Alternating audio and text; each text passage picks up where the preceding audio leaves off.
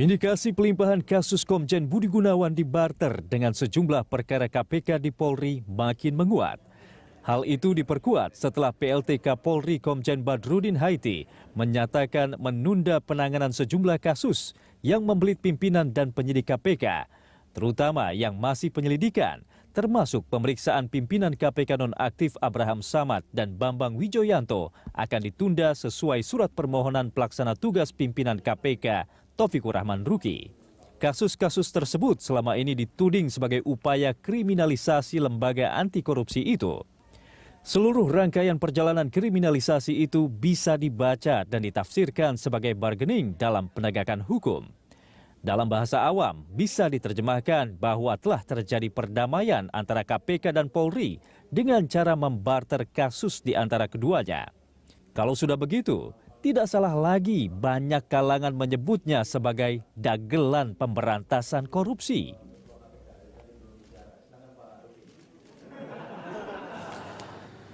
Pemirsa, penundaan sementara kasus yang menimpa pimpinan KPK nonaktif Bambang Wijoyanto dan Abraham Samad oleh kepolisian menimbulkan tanda tanya. Terlebih penundaan sementara tersebut dilakukan setelah kasus dugaan korupsi Komjen Budi Gunawan dilimpahkan ke Kejaksaan. Banyak pihak menganggap hal tersebut sebagai barter perkara KPK Polri. Dan untuk mengupas permasalahan itu sudah hadir peneliti Pusat Studi Hukum dan Kebijakan Indonesia, Ibu Bivitri Susanti, dan kuasa hukum Bambang Wijoyanto, Bapak Abdul Fikar Hajar. Selamat pagi Ibu Fitri. Pak Abdul, kita ke Ibu Fitri terlebih dahulu. Sejumlah pengamat hukum mengatakan bahwa tidak ada istilah barter dalam hukum. Tapi sebelum itu kita akan menyimak pernyataan dari Bapak Bambang Wijoyanto terlebih dahulu sebagai pembuka dialog ini. Berkaitan dengan pemanggilan sebagai saksi itu, dengan ini pimpinan KPK meminta agar pemeriksaan terkait dengan pimpinan KPK nonaktif maupun pegawai KPK dapat dihentikan sebagaimana pokok pembicaraan pimpinan KPK dengan Kapolri dan Jaksa Agung, serta dilaksanakan berdasarkan komitmen dan arahan Bapak Presiden RI yang disampaikan melalui Menteri Sekretaris Negara. Oke, kita lanjutkan kembali tadi pertanyaan untuk Ibu Fitri terlebih dahulu, bahwa dalam hukum memang tidak ada dikenal istilah barter, tetapi kemudian publik sudah terlanjur menginterpretasikan apa yang terjadi antara KPK dan Polri ini sebagai sebuah barter. Bagaimana pandangan Anda, Ibu? Ya, itu kan sebenarnya politik hukum ya, dan secara prinsip memang mestinya tidak boleh ada barter dalam penegakan hukum. Kenapa? Karena kalau ini dibiarkan, ini akan berulang terus nih. Kita ingat ini sudah seperti siklus 3 tahunan. Setiap ada orang dari kepolisian yang disidik oleh KPK, lalu ada kriminalisasi. Cicak Buaya 1, Cicak Buaya 2, dulu Novel Baswedan, dan kemudian sekarang. Tapi 1 dan 2 nggak ada barter, Ibu?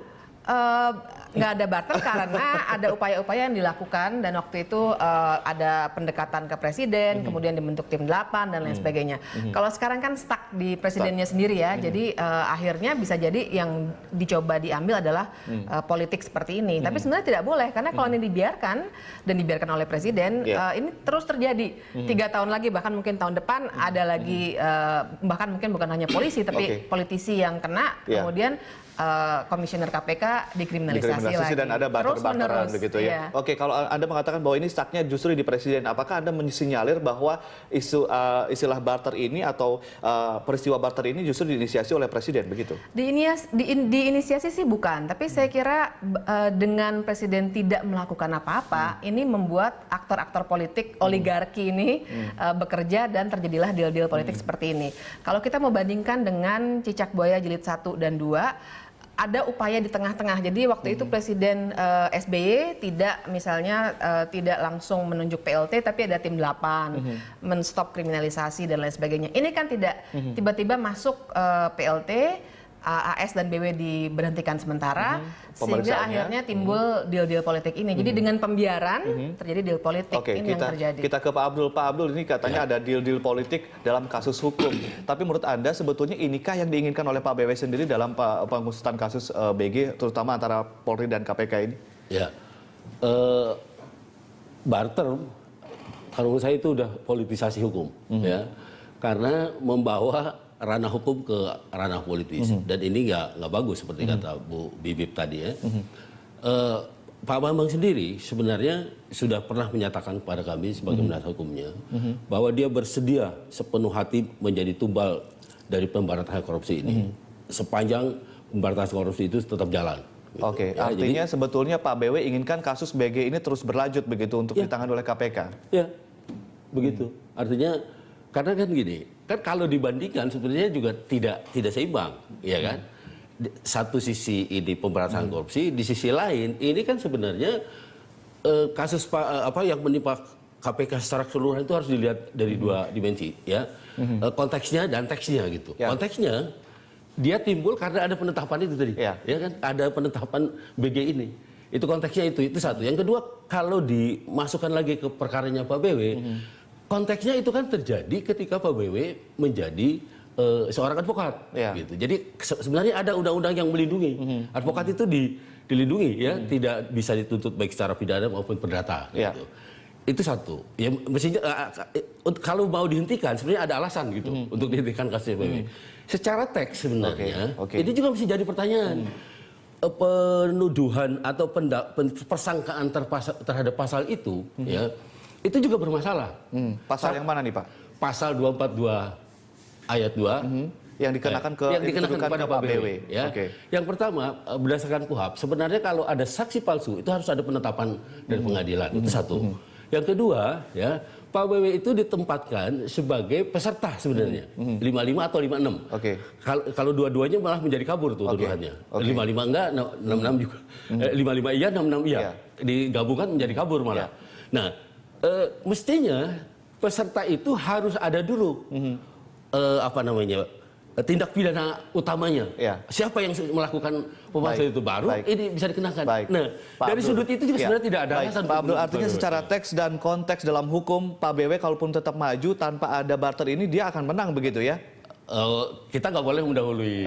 Tapi lebih kuat posisinya begitu ya? Dari sudut konstruksi hukumnya lebih kuat gitu. Lebih kuat untuk tidak dihukum. Tapi kemudian Pak BW menyatakan bahwa dia tidak diperiksa oleh penyidik dengan dalil bahwa sudah ada kesepakatan antara yang komitmen dengan Pak Presiden, yaitu antara Kejaksaan, Polri dan juga KPK. Artinya Pak BW ingin di stop karena memang artinya Pak BW juga diuntungkan oleh kondisi ini. Saya ngerti itu konteksnya begini. Pak BW itu sekarang ini kan orang menyangka sudah diberhentikan. Tapi sebenarnya kan dia masih pimpinan nonaktif. Kan ada PLT-nya. Meskipun ada PLT dia masih pimpinan nonaktif. Artinya dia masih bagian dari KPK juga. Nah, ketika dihadapkan pada situasi itu, maka dia harus menghormati itu. Gitu. Dia harus menghormati surat yang dibuat oleh pimpinan KPK bahwa itu di stop sementara. Dia harus menghormati itu. Gitu. Itu satu. Yang kedua, ini kan kalau Anda perhatikan ya, setiap pemanggilan itu ada perubahan. Baik itu perubahan tuntutan 55 kemudian tadinya tidak ada pasal 242 itu ayat berapa tidak ada. Panggilan kemudian ada ayatnya, kemudian ada 55 ayat. Terus dimodifikasi begitu ya? Iya, begitu. Ini yang kemudian sebenarnya membuat. Dan kalau saya sebenarnya melihatnya itu kemunduran karena semakin ditunda-tunda bukan dihentikan, tapi ditunda terus nanti sampai Desember. Kita tahu Desember sudah harus ganti komisioner. Jadi artinya memang BW dan AS tidak mau dimasukkan lagi ke KPK dan ini kemunduran sebenarnya. Kemunduran kalau misalnya ketika ditunda-tunda terus apa dampaknya untuk dalam penegakan hukum? Benarkah tersandra mereka berdua atau bagaimana sebetulnya? Iya, tersandra. Yang jelas yang paling buruk adalah KPK-nya sendiri jadinya 3 PLT ini dengan segala hormat pada mereka, tapi kan mereka bukan komisioner yang dipilih melalui proses yang betul. Nah, 2 orang ini akhirnya tidak bisa masuk lagi ke KPK sampai masa jabatannya habis bulan Desember. Artinya secara politis Pak BW dan AS itu secara sengaja mungkin ditunda-tunda supaya tidak kembali ke KPK hingga KPK ini berakhir begitu. Baik, nanti kita akan bahas lagi setelah jeda yang satu ini Pak Abdul dan juga Bu Fitri, dan pemirsa tetaplah bersama kami.